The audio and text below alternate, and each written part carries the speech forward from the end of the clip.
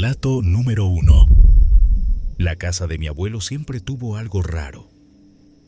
Desde que tengo memoria, hemos escuchado cosas. Pasos en el techo, como si alguien caminara descalzo en la madrugada. La alfombra del pasillo crujiendo, como si alguien se limpiara los pies. Puertas que se azotan solas en la noche.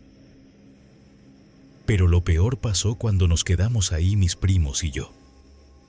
Esa noche, todos dormíamos en el antiguo cuarto de mis tías y mi mamá. Era un cuarto amplio, con muebles viejos de madera que crujían con el más mínimo movimiento. Los retratos familiares en la pared parecían observarnos con su mirada envejecida. Afuera, el viento soplaba fuerte, haciendo que las ramas de los árboles arañaran las ventanas. Era como la 1 o 2 de la madrugada cuando un ruido nos despertó.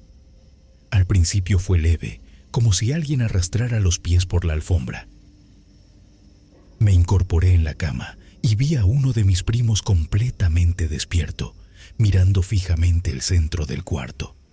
Sus ojos estaban abiertos de par en par, paralizados. Los otros 3 apenas se estaban levantando cuando el sonido de arrastre cambió. Ahora eran pasos, pesados, lentos, como si alguien grande estuviera dentro con nosotros. Pero la puerta estaba cerrada con seguro. Nos quedamos en silencio, congelados. Escuchamos los pasos moverse por el cuarto y luego dirigirse a la puerta. Un segundo después, algo golpeó la madera, primero suave, luego con más fuerza. Lo siguiente que oímos nos dejó helados. La puerta de entrada de la casa se abrió de golpe y luego se azotó con una fuerza brutal. A la mañana siguiente, revisamos la entrada esperando encontrar evidencia de lo que había pasado. Pero no había nada. Ni huellas, ni rastros de alguien que hubiera estado ahí. Solo el eco de lo que escuchamos la noche anterior. Pensamos que solo nosotros habíamos vivido cosas así, pero no. Mi mamá también tuvo su propia historia. Una vez estaba trabajando en el despacho de mi abuelo cuando sintió que alguien caminaba detrás de ella. Ahí hay una ventana que da al patio, pero cuando se volteó, no había nadie. Entonces empezó a hacer frío, pero no como un cambio de clima normal, sino un frío pesado, como si la temperatura bajara de golpe. La pantalla de la computadora empezó a fallar, como si le hubieran puesto un imán cerca. La imagen se distorsionaba, aparecían líneas en la pantalla, y un zumbido extraño comenzó a llenar el cuarto. Mi mamá salió corriendo del despacho y nos pidió que fuéramos a revisar. Lo más extraño fue lo que encontramos. En el lodo del patio, justo enfrente de la ventana, había huellas. Huellas descalzas, frescas, como si alguien hubiera estado parado ahí viéndola. El problema es que esas huellas no iban hacia ninguna parte. No había rastro de que alguien hubiera llegado o se hubiera ido. Mis primas también han pasado cosas horribles. Una vez estaban en la computadora cuando de repente sintieron ese mismo frío extraño. Al principio no le dieron importancia, pero en un parpadeo, el escritorio comenzó a sacudirse solo, como si algo invisible lo estuviera empujando con fuerza.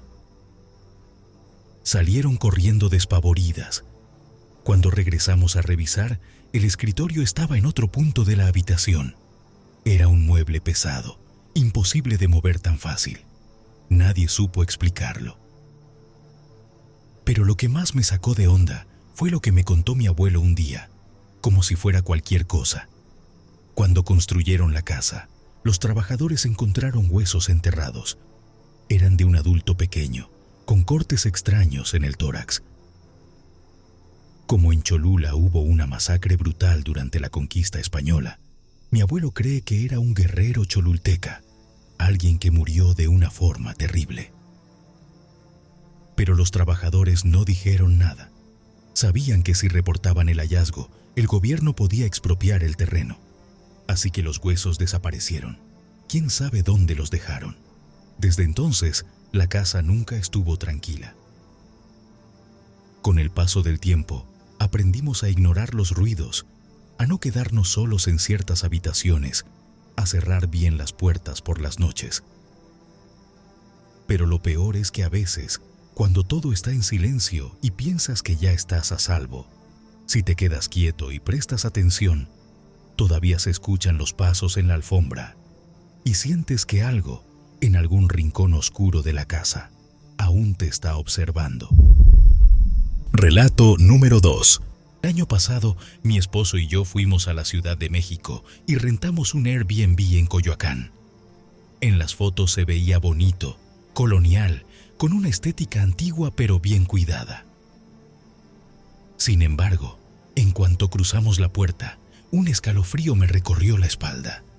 El aire dentro era distinto, denso, como si estuviera cargado de algo que no podíamos ver. El departamento era pequeño, de esos que parece que alguien dejó tal cual antes de morir. Había figurillas de ángeles colocadas estratégicamente en las repisas, como si tuvieran la tarea de vigilar el lugar. Discos viejos de los 60 descansaban sobre un mueble polvoriento, y los cuadros en las paredes parecían pintados por la misma mano, con rostros inquietantes de mirada perdida.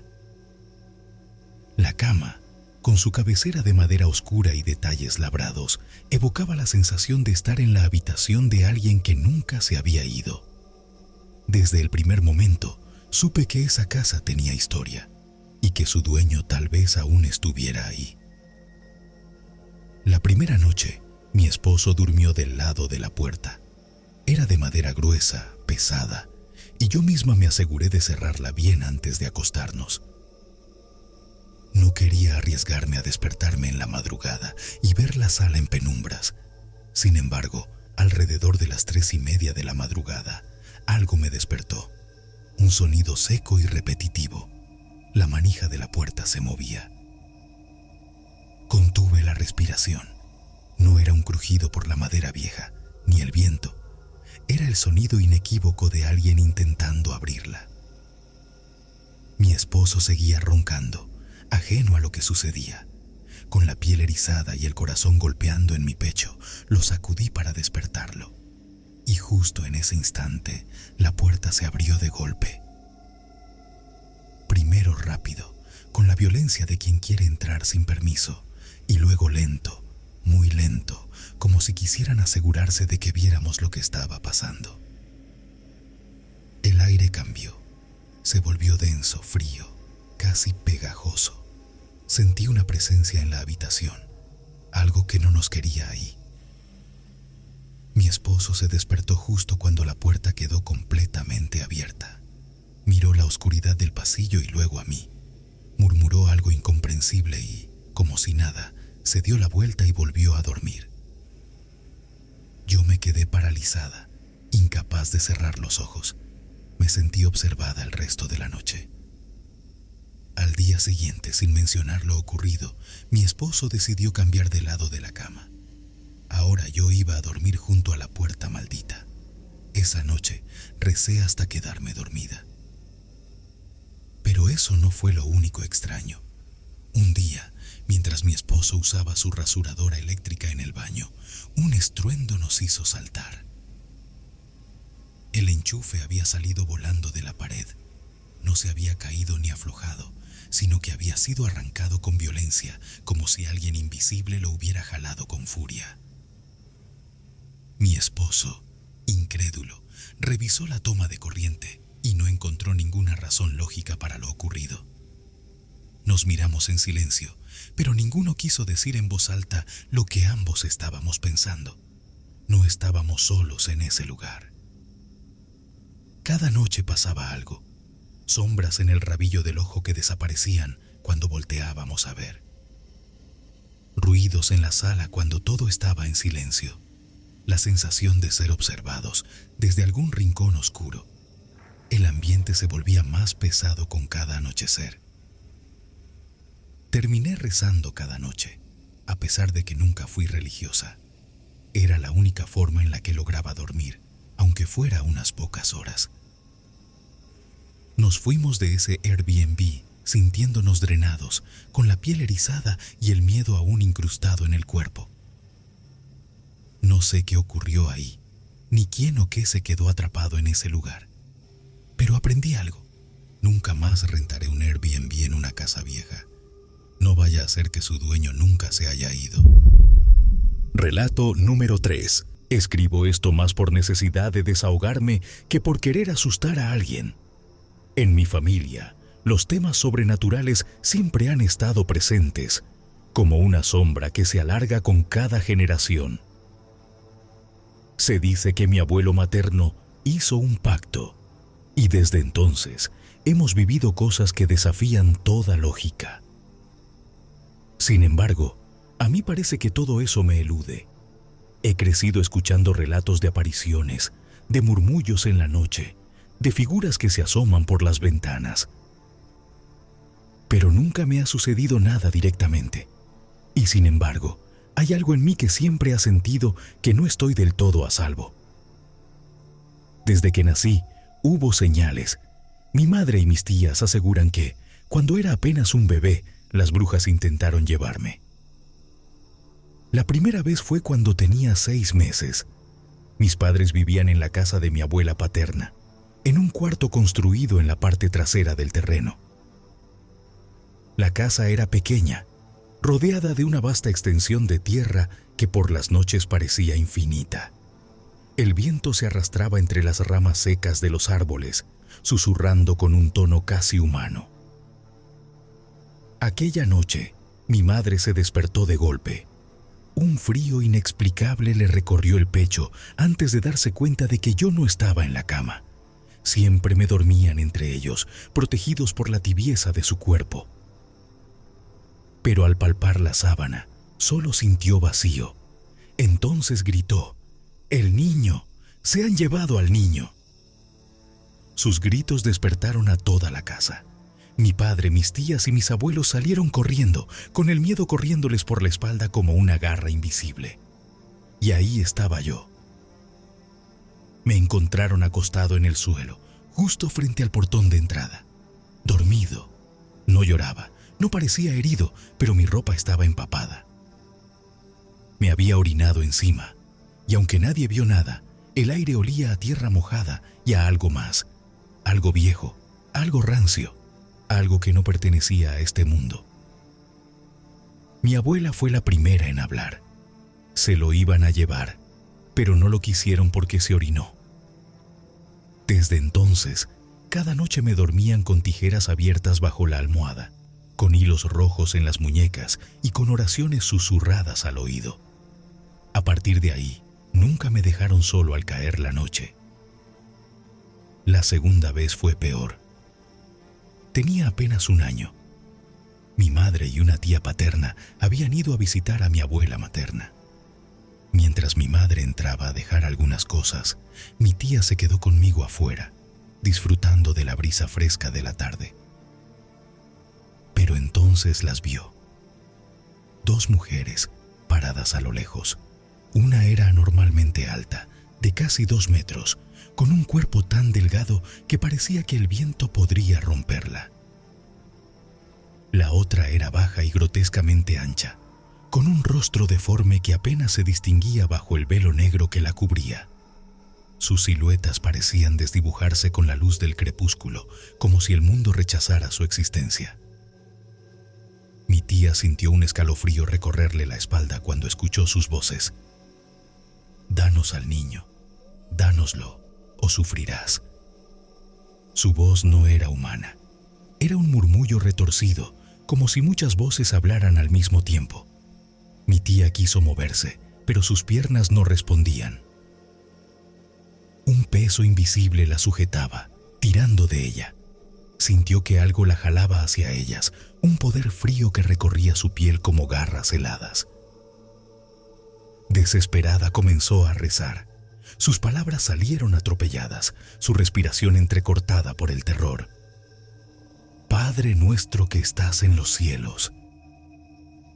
Apenas pudo completar la oración cuando un tirón la sacó de su trance. Alguien la había empujado dentro de la casa, cerrando la puerta tras ella con un golpe seco. Estaba temblando.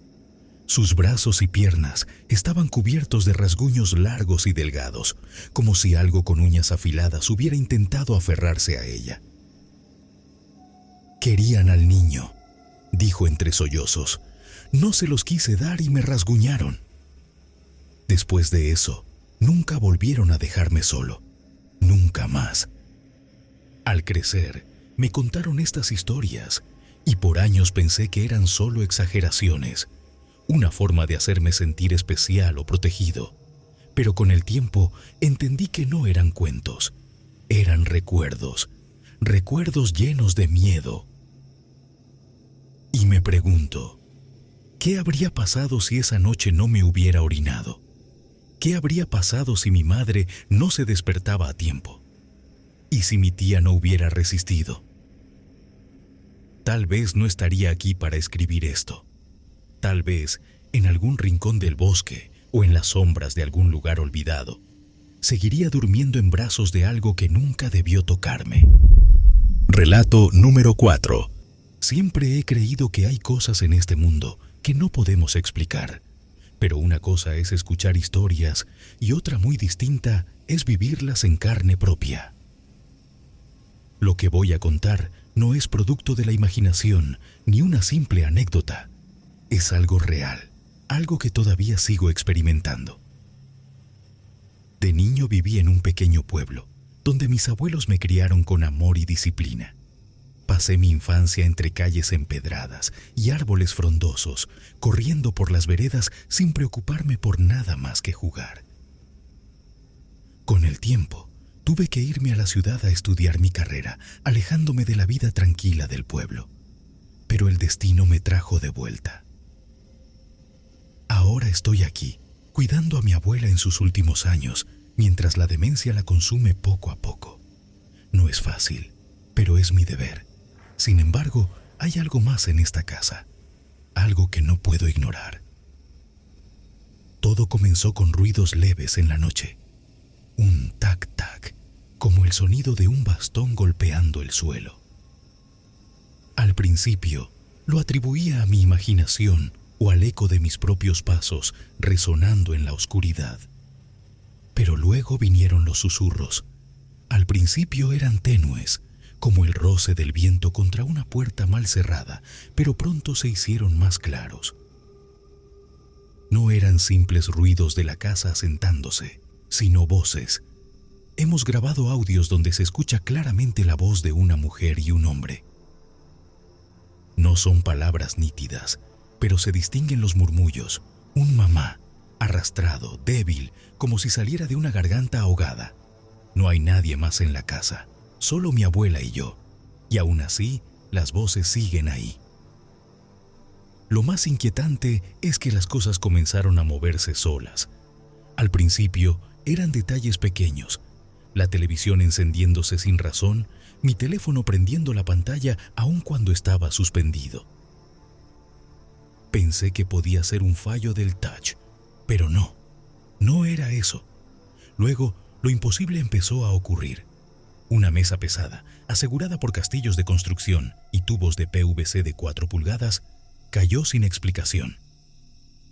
No había viento, no había temblores, simplemente cayó. Ayer mismo, un traste de comida de los animales salió disparado de una mesa sin que nadie lo tocara. Con cada noche, la sensación de una presencia se hace más densa. No se trata solo de sonidos o movimientos inexplicables. Es el peso en el ambiente, la forma en que el aire parece volverse más espeso cuando la oscuridad cae sobre la casa. Hay momentos en los que siento que alguien me observa desde la esquina de la habitación, aunque cuando giro la cabeza no hay nada allí. Pero lo más perturbador es la manera en que mi abuela reacciona. A veces habla con alguien invisible, susurra nombres que no reconozco y sonríe a la nada. Hace unos días, al cambiarle la ropa, tomó mi mano con una fuerza que no creí que le quedara y me miró con una claridad aterradora en sus ojos marchitos. «No los provoques», me dijo. Luego, como si nada hubiera ocurrido, volvió a su estado de confusión, balbuceando palabras sin sentido. Desde entonces, cada noche siento que la casa se contrae a mi alrededor, como si algo esperara en la penumbra, algo que mi abuela puede ver, pero yo no. No sé qué es lo que habita en esta casa. No sé si siempre estuvo aquí o si llegó con los años, con la enfermedad de mi abuela, con la cercanía de su partida. Pero hay algo que tengo claro. No tengo miedo. No puedo tenerlo. Estas cosas sienten el miedo, se alimentan de él. Si me ven dudar, si me ven titubear, pueden volverse más fuertes. Así que sigo con mi vida, ignorando los ruidos, las sombras en los pasillos, los murmullos que me llaman en la noche. No sé hasta cuándo seguirán aquí. No sé si alguna vez encontraré una explicación. Pero mientras sigan en la casa, yo también seguiré aquí, cuidando a mi abuela, enfrentando lo que sea que se oculta en las sombras, sin darles el poder que buscan. Relato número 5. Mi padre y sus amigos, junto con algunos familiares, todos hombres en su mayoría, hacen cada año una caminata a pie desde el Ajusco hasta la iglesia de Chalma, en el Estado de México. La tradición es siempre la misma. Un camión nos deja en un punto donde la carretera prácticamente desaparece y desde ahí emprendemos la caminata. Son muchas horas de recorrido.